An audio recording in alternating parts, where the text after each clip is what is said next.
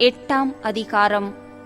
சேனைகளுடைய கர்த்தரின் வார்த்தை உண்டாகி அவர், நான் சீயோனுக்காக கடும் வைராக்கியங்கொண்டேன், அதற்காக மகா உக்கிரமான வைராக்கியங்கொண்டேன் என்று சேனைகளின் கர்த்தர் சொல்லுகிறார். நான் சீயோனிடத்தில் திரும்பி எருசலேமின் நடுவிலே வாசம் பண்ணுவேன். எருசலேம் சத்திய நகரம் என்றும் சேனைகளுடைய கர்த்தரின் பர்வதம் பரிசுத்த பர்வதம் என்றும் அழைக்கப்படும் என்று கர்த்தர் சொல்லுகிறார்.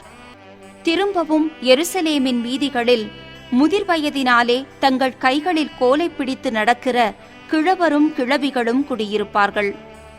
நகரத்தின் தெருக்களிலே விளையாடுகிற ஆண் பிள்ளைகளும் பெண் பிள்ளைகளும் அதன் வீதிகளில் நிறைந்திருக்கும் என்று சேனைகளின் கர்த்தர் சொல்லுகிறார்.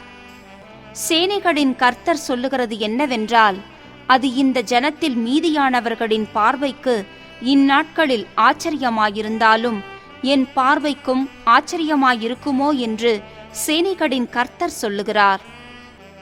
இதோ, கிழக்கு தேசத்திலும் மேற்கு தேசத்திலுமிருந்து என் ஜனங்களை நான் ரட்சித்து அவர்களை அழைத்து கொண்டு வருவேன். அவர்கள் எருசலேமின் நடுவிலே குடியிருப்பார்கள். அவர்கள் எனக்கு உண்மையும் நீதியுமான ஜனமாயிருப்பார்கள். நான் அவர்களுக்கு தேவனாயிருப்பேன் என்று சேனைகளின் கர்த்தர் சொல்லுகிறார். சேனைகளுடைய கர்த்தரின் வீடாகிய ஆலயம் கட்டப்படும்படிக்கு அதன் அஸ்திபாரங்கள் போடப்பட்ட நாள் முதற் கொண்டிருக்கிற தீர்க்கதரிசிகளின் வாயினால் இந்த வார்த்தைகளை இந்நாட்களில் கேட்டு வருகிறவர்களே, உங்கள் கைகள் திடப்பட கடவது என்று சேனைகளின் கர்த்தர் சொல்லுகிறார். இந்நாட்களுக்கு முன்னே மனுஷனுடைய வேலையால் பலனுமில்லை, மிருக ஜீவனுடைய வேலையால் பலனுமில்லை. போகிறவனுக்கும் வருகிறவனுக்கும் நெருக்கிடை நிமித்தம் சமாதானமும் இல்லை. எல்லா மனுஷரையும் ஒருவரையொருவர் விரோதிக்கச் செய்தேன். இப்போதோ இந்த ஜனத்தில் மீதியானவர்களுக்கு நான் முந்தின நாட்களில் இருந்தது போல இருக்க மாட்டேன் என்று சேனைகளின் கர்த்தர் சொல்லுகிறார். விதைப்பு சமாதானம் உள்ளதாயிருக்கும். திராட்சை செடி தன் கனியை தரும். பூமி தன் பலனை தரும். வானம் தன் பனியை தரும். இந்த ஜனத்தில் மீதியானவர்கள் இதையெல்லாம் சுதந்தரிக்க கட்டளையிடுவேன். சம்பவிப்பதென்னவென்றால், யூதா வம்சத்தாரே, இஸ்ரவேல் வம்சத்தாரே, நீங்கள் புறஜாதிகளுக்குள்ளே சாபமாயிருந்தது போலவே ஆசீர்வாதமாயிருக்கும்படி நான் உங்களை ரட்சிப்பேன். பயப்படாதேயுங்கள், உங்கள் கைகள் திடப்பட கடவது. சேனைகளின் கர்த்தர் சொல்லுகிறது என்னவென்றால், உங்கள் பிதாக்கள் எனக்கு கோபமூட்டின போது நான் உங்களை தண்டிக்க நினைத்து மனம் மாறாமல் இருந்தது போல இந்நாட்களில் எருசலேமுக்கும் யூதாவுக்கும் நன்மை செய்யும்படி திரும்ப நினைத்தேன். பயப்படாதேயுங்கள். நீங்கள் செய்ய வேண்டிய காரியங்கள் என்னவென்றால், அவனவன் பிறனோடே உண்மையை பேசுங்கள். உங்கள் வாசல்களில் சத்தியத்துக்கும் சமாதானத்துக்கும் ஏற்க நியாயம் தீருங்கள். ஒருவனும் பிறனுக்கு விரோதமாய் தன் இருதயத்தில் தீங்கு நினையாமலும் பொய்யானையின் மேல் பிரியப்படாமலும் இருங்கள். இவைகளெல்லாம் நான் வெறுக்கிற காரியங்கள் என்று கர்த்தர் சொல்லுகிறார். சேனைகளுடைய கர்த்தரின் வார்த்தை எனக்கு உண்டாகி அவர், 4ஆம் மாதத்தின் உபவாசமும் 5ஆம் மாதத்தின் உபவாசமும் 7ஆம் மாதத்தின் உபவாசமும் 10ஆம் மாதத்தின் உபவாசமும் யூதா வம்சத்தாருக்கு மகிழ்ச்சியாகவும் சந்தோஷமாகவும் நல்ல பண்டிகைகளாகவும் மாறிப்போகும். ஆகையால் சத்தியத்தையும் சமாதானத்தையும் சிநேகியுங்கள் என்று சேனைகளின் கர்த்தர் சொல்லுகிறார். இன்னும் ஜனங்களும் அநேகம் பட்டணங்களின் குடிகளும் வருவார்கள் என்று சேனைகளின் கர்த்தர் சொல்லுகிறார். ஒரு பட்டணத்தின் குடிகள் மறுபட்டணத்தின் குடிகளிடத்தில் போய், நாம் கர்த்தருடைய சமூகத்தில் விண்ணப்பம் பண்ணவும் சேனைகளின் கர்த்தரை தேடவும் தீவிரித்து போவோம் வாருங்கள், நாங்களும் போவோம் என்று சொல்லுவார்கள். அநேக ஜனங்களும் பலத்த ஜாதிகளும் எருசலேமிலே சேனைகளின் கர்த்தரை தேடவும் கர்த்தருடைய சமூகத்தில் விண்ணப்பம் பண்ணவும் வருவார்கள். அந்நாட்களில் பலவித பாஷைக்காரராகிய புறஜாதியாரில் 10 மனுஷர் ஒரு யூதனுடைய வஸ்திர தொங்கலை பிடித்து கொண்டு, தேவன் உங்களோடே இருக்கிறார் என்று கேள்விப்பட்டோம், ஆகையால் உங்களோடே கூட போவோம் என்று சொல்லி அவனை பற்றிக் கொள்வார்கள் என்று சேனைகளின் கர்த்தர் சொல்லுகிறார் என்றார். 9ஆம் அதிகாரம். ஆதிராக் தேசத்துக்கு விரோதமானதும் தமஸ்குவின் மேல் வந்து தங்குவதுமான கர்த்தருடைய வார்த்தையாகிய பாரம். மனுஷரின் கண்களும் இஸ்ரவேலுடைய சகல கோத்திரங்களின் கண்களும் கர்த்தரை நோக்கிக் கொண்டிருக்கும். ஆமாத்தும் மிகவும் ஞானமுள்ள தீருவும் சீதோனும் அதன் எல்லைக்குள்ளாயிருக்கும். தீரு தனக்கு அரணை கட்டி தூளை போல் வெள்ளியையும் வீதிகளின் சேற்றைப் போல் பசும் பொன்னையும் சேர்த்து வைத்தது. இதோ ஆண்டவர் அதை தள்ளிவிட்டு சமுத்திரத்தில் அதன் பலத்தை முறித்து போடுவார். அது அக்கினிக்கு இரையாகும். அஸ்கலோன் அதைக் கண்டு பயப்படும். காட்சாவும் அதைக் கண்டு மிகவும் துக்கிக்கும். எக்ரோனும் தன் நம்பிக்கை அற்றுப்போனபடியால் மிகவும் பிரலாபிக்கும். காட்சாவில் ராஜா அழிந்து போவான். அஸ்கலோன் குடியற்றிருக்கும். அஸ்தோத்தில் வேசிப்பிள்ளைகள் வாசம் பண்ணுவார்கள். நான் பெலிஸ்தரின் கர்வத்தை அழிப்பேன். அவனுடைய இரத்தத்தை அவன் வாயிலிருந்தும் அவனுடைய அருவருப்புகளை அவன் பல்லுகளின் நடுவிலிருந்தும் நீக்கி போடுவேன். அவனோ நம்முடைய தேவனுக்கென்று மீதியாக வைக்கப்பட்டு யூதாவிலே பிரபுவைப் போல இருப்பான். எக்ரோன் எபூசியனைப் போல இருப்பான். சேனையானது புறப்படும் போதும் திரும்பி வரும் போதும் என் ஆலயம் காக்கப்படும்படி அதை சுற்றிலும் பாளையம் போடுவேன். இனி ஒடுக்குகிறவன் அவர்களிடத்தில் கடந்து வருவதில்லை. அதை என் கண்களினாலே பார்த்து கொண்டிருக்கிறேன். சீயோன் குமாரத்தியே மிகவும் களிகூறு. எருசலேம் குமாரத்தியே கெம்பீரி. இதோ உன் ராஜா உன்னிடத்தில் வருகிறார். அவர் நீதியுள்ளவரும் இரட்சிக்கிறவரும் தாழ்மையுள்ளவரும் கழுதையின் மேலும் கழுதை குட்டியாகிய மரியின் மேலும் ஏறி வருகிறவருமாயிருக்கிறார். எப்பிராயீமினின்று ரதங்களையும் எருசலேமினின்று குதிரைகளையும் அற்றுப்போக பண்ணுவேன். யுத்த வில்லும் இல்லாமற் போகும். அவர் ஜாதிகளுக்கு சமாதானம் கூறுவார். அவருடைய ஆளுகை ஒரு சமுத்திரம் தொடங்கி மறு சமுத்திரம் வரைக்கும், நதி தொடங்கி பூமியின் எல்லைகள் பரியந்தமும் செல்லும். உனக்கு நான் செய்வதென்னவென்றால், தண்ணீர் இல்லாத குழியிலே அடைப்பட்டிருக்கிற உன்னுடையவர்களை நான் உன் உடன்படிக்கையின் இரத்தத்தினாலே விடுதலை பண்ணுவேன். நம்பிக்கையுடைய சிறைகளே, அரணுக்கு திரும்புங்கள். இரட்டிப்பான நன்மையை தருவேன், இன்றைக்கே தருவேன். நான் எனக்கென்று யூதாவை நாணேற்றி எப்பிராயீமிலே வில்லை நிரப்பி, சீயோனே, உன் புத்திரரை கிரேக்கு தேச புத்திரருக்கு விரோதமாக எழுப்பி உன்னை பராக்கிரமசாலியின் பட்டயத்துக்கு ஒப்பாக்குவேன். அவர்கள் பட்சத்தில் கர்த்தர் காணப்படுவார். அவருடைய அம்பு மின்னலைப் போல புறப்படும். கர்த்தராகிய ஆண்டவர் எக்காளம் ஊதி தென் திசை சுழல் காற்றுகளோடே நடந்து வருவார். சேனைகளின் கர்த்தர் அவர்களை காப்பாற்றுவார். அவர்கள் பட்சித்து கவன் கற்களால் கீழ்ப்படுத்திக் கொள்வார்கள். அவர்கள் குடித்து களிப்பினால் ஆரவாரிப்பார்கள். பானபாத்திரங்கள் போலவும் பலிபீடத்தின் கோடிகளைப் போலவும் நிறைந்திருப்பார்கள். அந்நாளில் அவர்களுடைய தேவனாகிய கர்த்தர் தம்முடைய ஜனமான மந்தையாகிய அவர்களை இரட்சிப்பார். அவர்கள் அவருடைய தேசத்தில் ஏற்றப்பட்ட கொடிகளின் கிரீடத்தில் பதிந்திருப்பார்கள். அவருடைய காருண்யம் எத்தனை பெரியது! அவருடைய சௌந்தரியம் எத்தனை பெரியது! தானியம் வாலிபரையும் புது திராட்சரசம் கன்னிகைகளையும் வளர்க்கும்.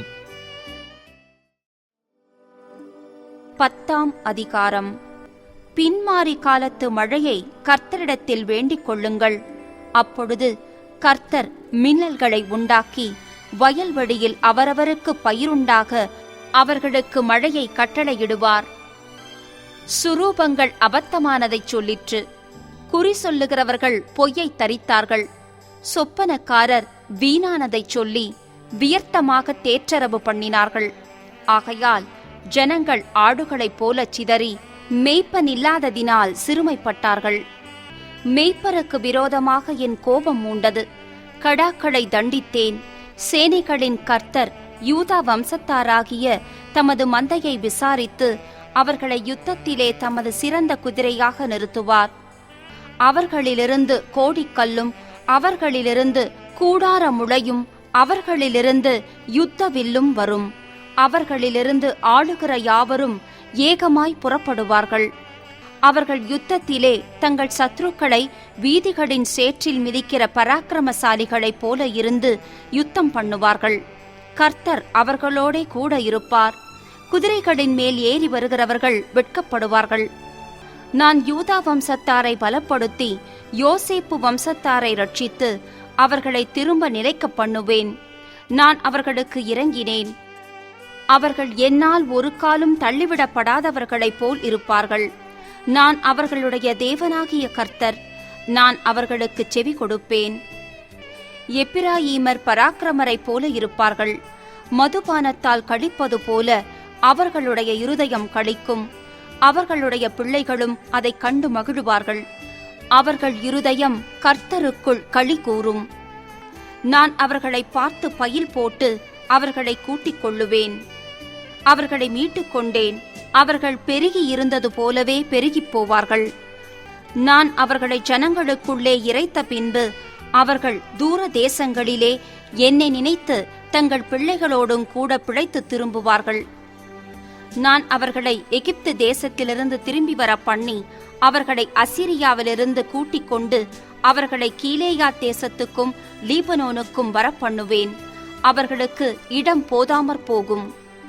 இடுக்கம் என்கிற சமுத்திரத்தை கடக்கையில் அவர் சமுத்திரத்தின் அலைகளை அடிப்பார். அப்பொழுது நதியின் ஆழங்களெல்லாம் வறண்டு போகும். அசீரியாவின் கர்வம் தாழ்த்தப்படும். எகிப்தின் கொடுங்கோல் விலகிப் போகும். நான் அவர்களை கர்த்தருக்குள் பலப்படுத்துவேன். அவர்கள் அவருடைய நாமத்திலே நடந்து கொள்ளுவார்கள் என்று கர்த்தர் சொல்லுகிறார். 11ஆம் அதிகாரம். லீபனோனே, அக்கினி உன் கேதுரு மரங்களை பட்சிக்கும்படி உன் வாசல்களை திற. தேவதாரு விருட்சங்களே, புலம்புங்கள். கேதுரு மரங்கள் விழுந்ததே, பிரபலமானவைகள் பாழாக்கப்பட்டன. பாசானின் கர்வாலி மரங்களே, புலம்புங்கள். அரணுள்ள சோலை கீழே தள்ளப்பட்டது. மேய்ப்பர்களின் மகிமை அழிந்து போனபடியால் அவர்கள் அலறுகிற சத்தம் கேட்கப்படுகிறது. யோர்தானின் பெருமை அழிந்து போனபடியால் பாலசிங்கங்கள் கர்ச்சிக்கிற சத்தம் கேட்கப்படுகிறது. என் தேவனாகிய கர்த்தர் சொல்லுகிறது என்னவென்றால், கொலையுண்கிற ஆடுகளை மேய்க்க கடவாய். அவைகளை உடையவர்கள் அவைகளை கொன்று போட்டு தங்களுக்கு குற்றமில்லை என்று எண்ணுகிறார்கள். அவைகளை விற்கிறவர்கள் கர்த்தருக்கு ஸ்தோத்திரம், நாங்கள் ஐஸ்வர்யம் உள்ளவர்களானோம் என்கிறார்கள். அவைகளை மேய்க்கிறவர்கள் அவைகள் மேல் இரக்கம் வைக்கிறதில்லை. நான் இனி தேசத்து குடிகளின் மேல் இரக்கம் வையாமல் மனுஷரில் யாவரையும் அவனவனுடைய அயலான் கையிலும் அவனவனுடைய ராஜாவின் கையிலும் அகப்பட பண்ணுவேன். அவர்கள் தேசத்தை அழித்தும் நான் இவர்களை அவர்கள் கைக்கு தப்புவிப்பதில்லை என்று கர்த்தர் சொல்லுகிறார். கொலையுண்கிற மந்தையாகிய சிறுமைப்பட்ட உங்களை நான் மேய்ப்பேன். நான் 2 கோல்களை எடுத்து ஒன்றிற்கு அனுக்கிரகம் என்றும் ஒன்றிற்கு நிக்கிரகம் என்றும் பேரிட்டு மந்தையை மேய்த்து ஒரே மாதத்திலே 3 மேய்ப்பரையும் அதம் பண்ணினேன். என் ஆத்துமா அவர்களை அரோசித்தது, அவர்கள் ஆத்துமா என்னையும் வெறுத்தது. இனி நான் உங்களை மேய்ப்பதில்லை. சாகிறது சாகட்டும், அதமாகிறது அதமாகட்டும். மீதியானவைகளோ வென்றால் ஒன்றின் மாம்சத்தை ஒன்று தின்னக்கடவது என்று நான் சொல்லி அனுக்கிரகம் எண்ணப்பட்ட என் கோலை எடுத்து நான் அந்த ஜனங்கள் எல்லாரோடும் பண்ணியிருந்த என் உடன்படிக்கை அற்றுப்போகும் படிக்க அதை முறித்து போட்டேன். அந்நாளிலே அது அற்றுப்போயிற்று.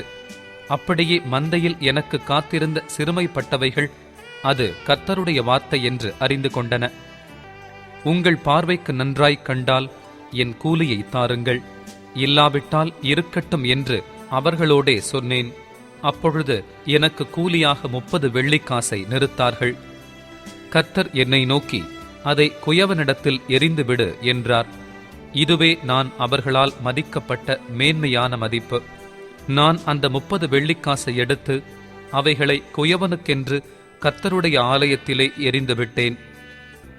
நான் யூதாவுக்கும் இஸ்ரவேலுக்கும் இருக்கிற சகோதரக்கட்டை அற்றுப்போக பண்ணும் படிக்க நிக்கிரகம் எண்ணப்பட்ட என் 2ஆம் கோலையும் முறித்தேன்.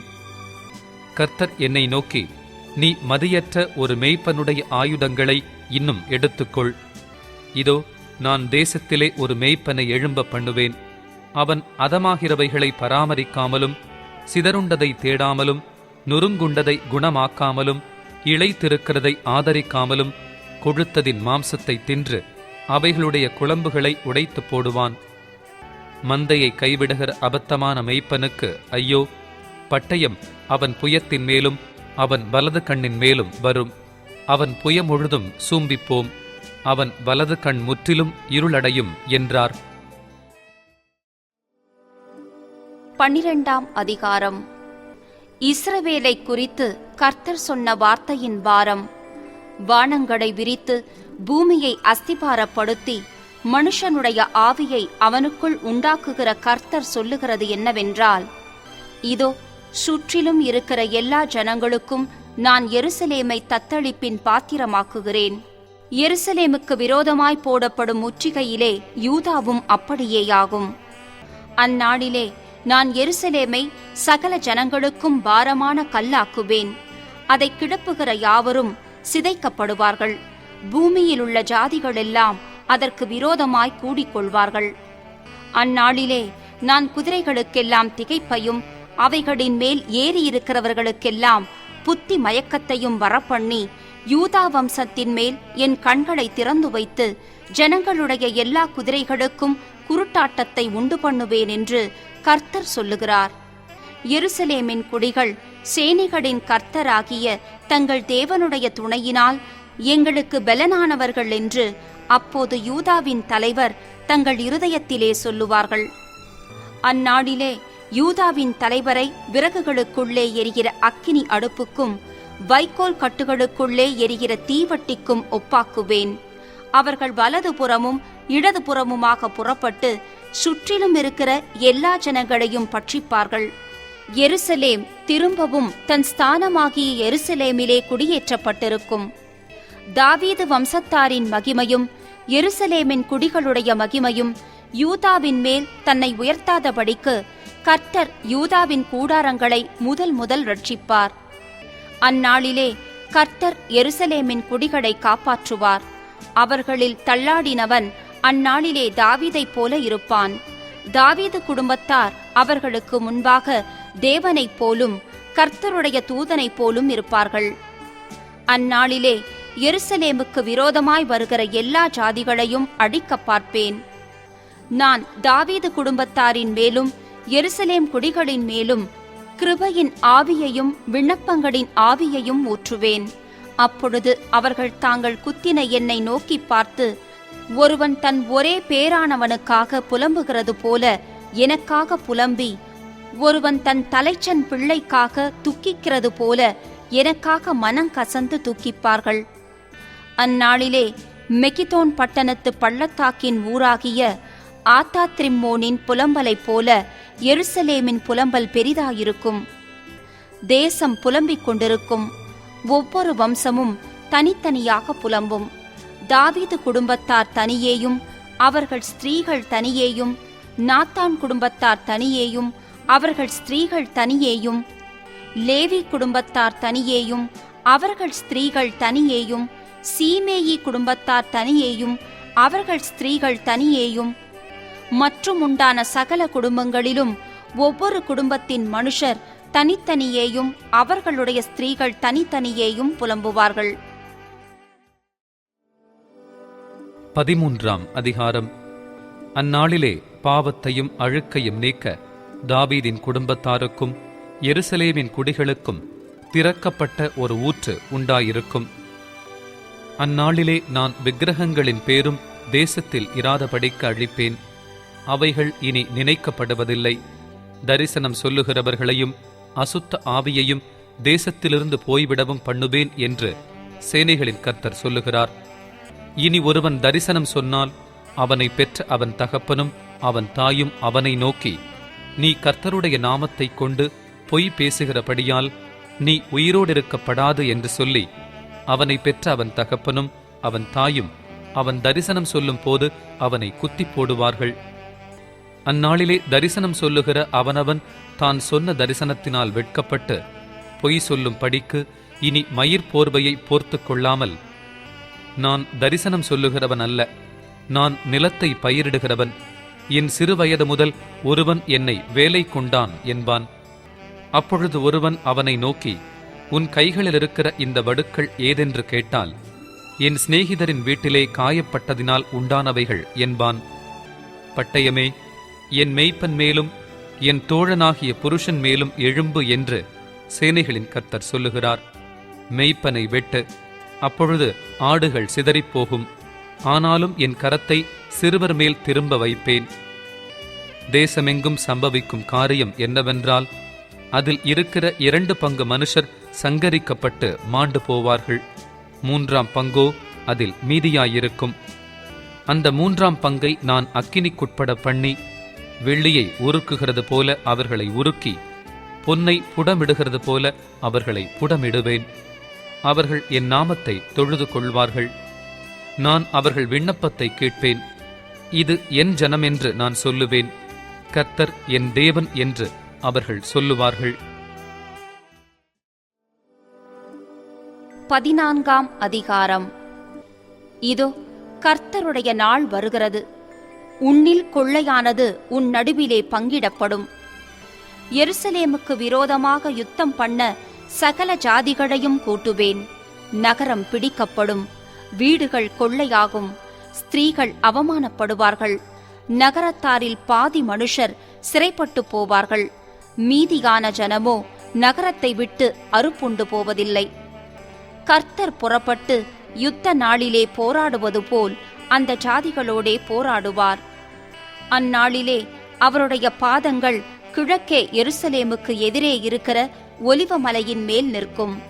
அப்பொழுது மகா பெரிய பள்ளத்தாக்கு உண்டாகும்படி ஒலிவமலை தன் நடுமையத்திலே கிழக்கு மேற்காய் எதிராக பிளந்து போம். அதனாலே ஒரு பாதி வடபக்கத்திலும் ஒரு பாதி தென்பக்கத்திலும் சாயும். அப்பொழுது என் மலைகளின் பள்ளத்தாக்கு வழியாய் ஓடிப்போவீர்கள். மலைகளின் பள்ளத்தாக்கு ஆத்சால் மட்டும் போகும். நீங்கள் யூதாவின் ராஜாவாகிய உசியாவின் நாட்களில் பூமி அதிர்ச்சிக்கு தப்பி ஓடிப்போனது போல் ஓடிப்போவீர்கள். என் தேவனாகிய கர்த்தர் வருவார். தேவரீரோடே எல்லா பரிசுத்தவான்களும் வருவார்கள். அந்நாளில் வெளிச்சம் இல்லாமல் ஒருவேளை பிரகாசமும் ஒருவேளை மப்புமாயிருக்கும். ஒரு நாள் உண்டு, அது கர்த்தருக்கு தெரிந்தது. அது பகலும் அல்ல, இரவும் அல்ல, ஆனாலும் சாயங்காலத்திலே வெளிச்சம் உண்டாகும். அந்நாளிலே ஜீவ தண்ணீர்கள் எருசலேமிலிருந்து புறப்பட்டு பாதி கிழக்கு சமுத்திரத்துக்கும் பாதி மேற்கு சமுத்திரத்துக்கும் போய் மாரி காலத்துக்கும் கோடை காலத்துக்கும் இருக்கும். அப்பொழுது கர்த்தர் பூமியின் மீதெங்கும் ராஜாவாயிருப்பார்.